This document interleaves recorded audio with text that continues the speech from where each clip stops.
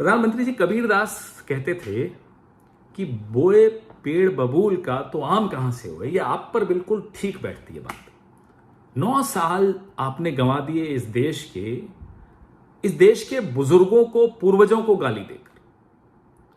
3 पीढ़ियों का अपमान करते हैं जब आप बोलते हो 70 साल में कुछ नहीं हुआ। तब नहीं आपको देश की छवि की चिंता होती। संसद में खड़े होकर पीठ थपथपाते हैं अपनी, एक अकेला सब पर भारी।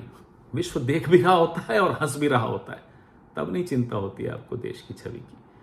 जब छुई मुई बनकर आप देश के मीडिया को लाल आंख दिखाते हो, विदेश के मीडिया पर रेड डालते हो, तब नहीं चिंता होती आपको देश की छवि की। दक्षिण कोरिया में जाकर कहते हो कि भारत में पैदा होना भी दुर्भाग्य माना जाता था, तब नहीं परेशान होते आप कि देश की छवि के साथ आप क्या कर रहे हैं।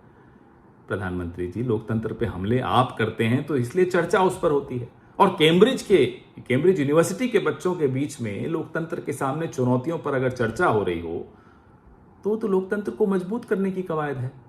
आपको नहीं समझ में आ रही है बात। प्रधानमंत्री जी, कुछ गलतफहमियां आपने पाली हुई हैं अपने विषय में।